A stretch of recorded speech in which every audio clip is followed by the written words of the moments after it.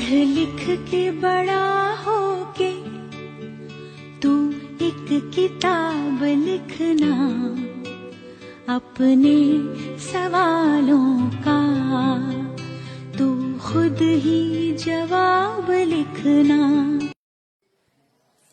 नमस्कार विद्यार्थी मित्रांनो, काय कसे आहात आणि नियमित अभ्यास करता की नाही? करतात? बरं मला एक सांगा, तुम्ही जेव्हा वर्गात म्हणजे क्लासरूम मध्ये बसलेले असतात तेव्हा तुम्हाला काय काय दिसतं? फळा दिसतो, खडू, टेबल दिसतात की नाही रे? पंखा, पुस्तकं, तुमची स्कूल बॅग म्हणजे तुमचं दप्तर दिसतं की नाही? असं कधी होतं का रे की फळा दिसतोय तुम्हाला आणि त्या फळ्याला तुम्ही जर पंखा म्हटलं तर? किंवा समोर बसलेले विद्यार्थी दिसत आहे आणि त्या विद्यार्थ्यांना तुम्ही शिक्षक म्हटलं तर? असं होतं? नाही. विद्यार्थी असो, खडू असो, फळा असो की जे काही असो, ज्याचं त्याचं अस्तित्व त्या नावानेच असतं की नाही? शिक्षक म्हटलं तर तुमच्यासमोर शिक्षकच दिसतील. एखादा शेतकरी दिसेल किंवा साधारण मनुष्य दिसेल?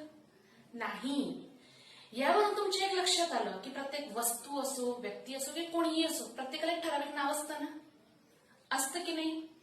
मग ते नाव आपल्या मराठी व्याकरणमध्ये नाम ह्या नावाने प्रचलित आहे. तर मी आज तुम्हाला मराठी व्याकरणाचा जो सगळ्यात पहिला टॉपिक आहे नाम, हे तुम्हाला शिकवणार आहे. मुलांनो, सहज व सोप्या भाषेत सांगायचं म्हटलं तर नाम म्हणजे नाव.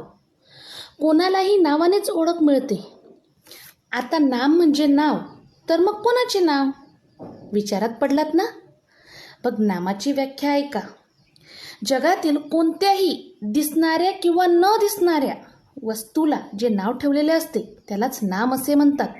दिसणारे म्हणजे डोळ्यांना दिसतं आणि न दिसणारे म्हणजे अस्तित्व नसतं आणि डोळ्यांनाही दिसत नाही. जसं उदाहरणार्थ हवा. मला एक सांगा, तुम्हाला हवा दिसते का रे? नाही, पण हवेचं अस्तित्व जाणवतं ना? म्हणून म्हटलंय की जगातील कुठल्याही दिसणाऱ्या किंवा न दिसणाऱ्या वस्तूला, व्यक्तीला, जेही असेल त्याला ठेवलेलं नाव म्हणजे नाम. कोणत्याही वस्तूला दिलेले नाव म्हणजे नाम. उदाहरणार्थ घर, जंगल, मीना, विजय, हिमालय. यात वस्तू व व्यक्ती दोन्हींची नावे आहेत. जसं वस्तूंची नावे कप, बशी, चाकू, चमचा इत्यादी. त्याचप्रमाणे परिवारातील लोकांची नावे म्हणजेच नातेवाईक, जसे आई, बाबा, आजी, आजोबा, काका, काकू इत्यादी. तर आपल्या समाजात काही व्यावसायिकही आहेत. त्या व्यावसायिकांची नावे ऐका. जसं डॉक्टर, शेतकरी, शिंपी, कुंभार इत्यादी. तसेच काही प्राण्यांचीही नावे आहेत. जसं वाघ, सिंह, हत्ती, कुत्रा, मांजर इत्यादी. आता एवढेच नव्हे तर निसर्गातल्या कितीतरी वस्तूंना, म्हणजे सजीव असो की निर्जीव असो, त्यांना सुद्धा नावे आहेत. जसे डोंगर, झाड, वेल, फूल, पाखरू, पक्षी इत्यादी.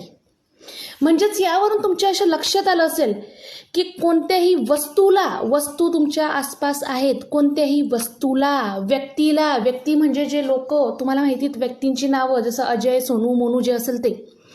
कोणत्याही वस्तूला, व्यक्तीला, प्राण्याला किंवा स्थान म्हणजे काय रे? ठिकाण.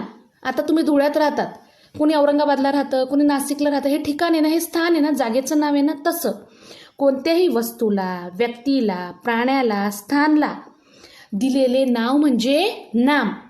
तर थोडक्यात काय असतं रे? कोणालाही, म्हणजे कोणीही असो, सजीव निर्जीव, दिसणं तुम्हाला डोळ्यांना दिसो अगर न दिसो, काहीही असो, कोणालाही नावानेच ओळखले जाते आणि त्या नावाला म्हणतात नाम. तर मग विद्यार्थी मित्रांनो, नाम हा व्याकरणपर पाठ तुम्हाला समजला? आता तुमचा होमवर्क. तुम्हाला घरी तुमच्या मम्मी पप्पांना किंवा घरात जे कोणी मोठे असते त्यांना वेगवेगळी नावे सांगायची आहेत. कोणतीही नावे सांगितली तरी चालते, पण मात्र ती नावे सांगताना ती व्यक्तींची नावं आहेत, वस्तूंची नावं आहेत, प्राण्यांची नावं आहेत, पदार्थाची नावं आहेत की स्थळांची नावं आहेत, हे पण तुम्हाला सांगायचं आहे. समजलं का?